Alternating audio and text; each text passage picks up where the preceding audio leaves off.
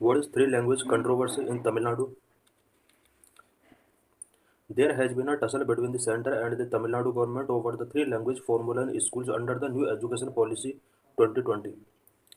New education policy 2020 के अंदर three language formula को लेकर central government and Tamil Nadu government के बीच टसल है। The union government has indicated that states needs to be compiled with the release of fund tied to the Samagra Shiksha अभियान। Union government ने indicate किया है कि अगर स्टेट को समग्र शिक्षा अभियान के अंदर फंड चाहिए तो उसको 2020 नेशनल एजुकेशन पॉलिसी को फॉलो करना होगा। However, the Tamil Nadu government viewed it as a Hindi imposition and insisted that it would continue with its two language policy। Tamil Nadu government ने सेंट्रल गवर्नमेंट के इस इनिशिएटिव को एक हिंदी को ज़बरदस्ती इम्पोज करने के तौर पर देखा है और तमिलनाडु ने डिसाइड किया कि वो अपने टू लैंग्वेज पॉलिसी को कंटिन्यू रखेगा तमिलनाडु के अंदर।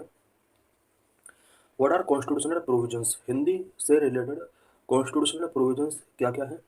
The constitution provide that Hindi is the official language of the union. Constitution के अंदर प्रोविजन किया गया है कि यूनियन का ऑफिशियल लैंग्वेज हुआ Hindi. English was provision as the official language for 15 years from the commencement of the constitution till 1965। English को 15 year के लिए एक ऑफिशियल लैंग्वेज के तौर पर स्टार्टिंग में रखा गया था। इंडियन कॉन्स्टिट्यूशन जब कमेंस हुआ था उस टाइम पर डिसाइड किया गया था कि इंग्लिश को 1965 तक के लिए, इट मीन्स 15 ईयर्स तक के लिए ऑफिशियल लैंग्वेज के तौर पर रखा जाएगा। However, the official language at 1963 provides for the continued use of English in addition to Hindi for all official purpose of the union without any time limit। इसके बाद 1963 में ऑफिशियल लैंग्वेज एक्ट आता है। इस एक्ट के according English को 1965 के बाद भी कंटिन्यू रखा जाता है एज ए ऑफिशियल लैंग्वेज। साथ में हिंदी को भी यहाँ पर ऑफिशियल लैंग्वेज के तौर पर कंटिन्यू रखा गया है। The legislature of the state में adopt any one of the more of the languages in use in the state और Hindi as the official language for official purpose of that state. State legislature चाहे तो वो अपने state के किसी भी language को हिंदी के साथ साथ ऑफिशियल पर्पज के लिए यूज कर सकता है। Further the constitution provide that it shall be the duty of the union to promote the spread of the Hindi language to so that it may serve as a medium of expression for all the elements of the complete culture of India.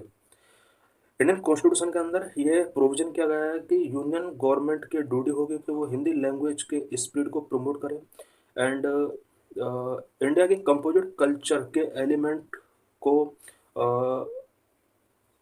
Expression के लिए यहाँ पर हिंदी को एक medium के तौर पर use किया जा सकता है। What is the three language policy? The three language formula was first introduce in the national education policy of 1968। पहली बार नेशनल एजुकेशन पॉलिसी 1968 के अंदर थ्री लैंग्वेज फार्मूला को इंट्रोड्यूस किया गया था। This policy and the official language resolution 1968 mandate the teaching of Hindi as a language in non Hindi speaking state. National education policy 1968 and official language resolution 1968 mandate करता है कि India में जितने भी नॉन हिंदी स्पीकिंग स्टेट हैं उन स्टेट के अंदर भी हिंदी के टीचिंग को यहाँ पर मैंडेट किया गया है। There were protests against this provision in Tamil Nadu and it has steadfastly followed its two language policy of teaching Tamil and English in its government school। National education policy 1968 and official language resolution 1968 का तमिलनाडु के अंदर सबसे पहले protest किया जाता है और तमिलनाडु में तमिल एंड इंग्लिश लैंग्वेज को यहाँ पर टीचिंग कराया जाता है। जैसे यहाँ पर थ्री लैंग्वेज का फॉर्मूला फॉलो किया गया है, इनमें से यहाँ पर हिंदी को इन्होंने रिमूव करने की कोशिश की है और टू लैंग्वेज पॉलिसी को तमिलनाडु ने फॉलो किया है। The National Education Policy 2020 has retained the three language formula albeit with the key difference that it does not impose any language on any state। National education policy 2020 ने भी three language formula को retain किया हुआ है but यहाँ पर जो थोड़ा चेंज हुआ है वो ये हुआ है कि अब किसी भी स्टेट के अंदर किसी पर्टिकुलर लैंग्वेज को इम्पोज सेंट्रल गवर्नमेंट नहीं कर सकते। It specifies that the languages to be learned will be the choice of state, regions and the student so long as at least three of the language are native to two of the three language are native to India। National education policy 2020 के अंदर ये specify किया गया है कि कौन सा state या रीजन या स्टूडेंट कौन सी लैंग्वेज लर्न करना चाहते हैं, ये उनकी चॉइस के ऊपर डिपेंड है। बट 3 लैंग्वेज में से 2 लैंग्वेज इंडियन नेटिव होना ज़रूरी है। इशू विद इंग्लिश लैंग्वेज के साथ क्या इशू है? While English is not a native language, its proficiency has helped us to becoming globally competitive in various services industries. English native language नहीं है, but English में प्रोफिशिएंसी हमारे Indians के लिए इसलिए ज़रूरी है बिकॉज हमें ग्लोबल कॉम्पिटिटिव के साथ रनिंग करना है, और वेरियस सर्विस इंडस्ट्रीज़ के लिए इंग्लिश बहुत ही नेसेसरी है। India is a multilingual country and the objective of learning more Indian language is in school is desirable. India एक मल्टीलैंग्वेज कंट्री है, और यह यही वजह है कि इंडिया के स्कूल्स में वेरियस इंडियन लैंग्वेज को टीचिंग कराया जाना चाहिए। Annual status of education research conducted by NGO Pratham. NGO Pratham के द्वारा time to time annual status of education research ASER conduct कराया जाता है। इसकी कुछ की फाइंडिंग्स हैं यहाँ पर। Poor foundational numeracy skill. The report of 2022 indicate that close to 60% of students in class 5th could not read a class 2nd level text.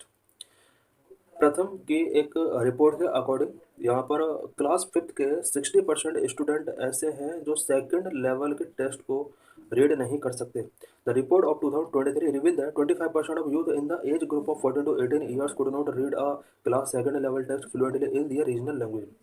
इसी सर्वे के अकॉर्डिंग 14 to 18 ईयर्स के बीच के 25% स्टूडेंट ऐसे हैं जो क्लास 2nd लेवल की text book को regional language में फ्लुएंटली नहीं पढ़ सकते। More than 40% of this age group could not read sentence in English.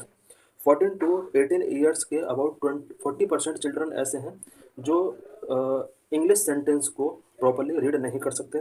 ये यहाँ पर इंडिया की एजुकेशनल सिचुएशन यहाँ पर शो की गई है। Lack of expenditure on education sector में एक्सपेंडिचर जो किया जाता है वो बहुत ही कम है। In 2022, total revenue expenditure on elementary education estimated at rupees 3.03 lakh crore, 15% is spent by center while 85% is spent by state. 2022 में एलिमेंट्री एजुकेशन के लिए जो एस्टिमेटेड बजट था वो रुपीज़ 3.03 लाख करोड़ था। 15% सेंट्रल गवर्नमेंट के द्वारा स्पेंड किया जाता है और 85% स्टेट गवर्नमेंट के द्वारा स्पेंड किया जाता है। The total expenditure on elementary, secondary, higher and technical education by the center and state combined hovers around 4 to 4.5% of GDP, as against the target of 6% set out in National Education Policy 2020. National education policy 2020 में ये fix किया गया था कि GDP का 6% budget जो होगा वो एजुकेशन के लिए होगा। बट प्रेजेंट में स्टेट और सेंट्रल गवर्नमेंट के द्वारा elementary, secondary, higher and technical education पर ओनली 4.5% ऑफ जीडीपी एक्सपेंड किया जाता है। Thus the expenditure on education is yet to reach the desired level. Desired level जो होना चाहिए एक्सपेंडिचर एजुकेशन सेक्टर में वो उतना नहीं हो रहा है। इसलिए बहुत ही इंपॉर्टेंट है कि हमें एजुकेशन सेक्टर पर एक्सपेंडिचर को इंक्रीज करना चाहिए। Conclusion, there must be a constructive dialogue between the centre and Tamil Nadu government to ensure that funding is not delayed. Samagra Shiksha अभियान के अंदर स्टेट के लिए फंडिंग डिले ना हो, इसके लिए मेनली यहाँ पर स्टेट तमिलनाडु और सेंट्रल गवर्नमेंट से रिलेटेड इशू था।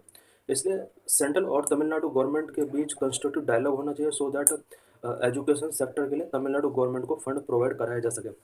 Considering the share of expenditure borne by the state as well as regional diversity, there are needs to be productive discussion on providing more autonomy to the state in policy matter related to the school education. School education से related policy matters पर state की autonomy को हमें continue रखना होगा, और because India में regional diversity बहुत ज़्यादा है और सबसे ज़्यादा एजुकेशन सेक्टर पर जो एक्सपेंडिचर किया जाता है वो स्टेट गवर्नमेंट के लिए द्वारा किया जाता है। इसलिए बहुत ही इंपॉर्टेंट है कि स्टेट की ऑटोनॉमी को एजुकेशन सेक्टर पर कंटिन्यू बनाकर रखा जाए।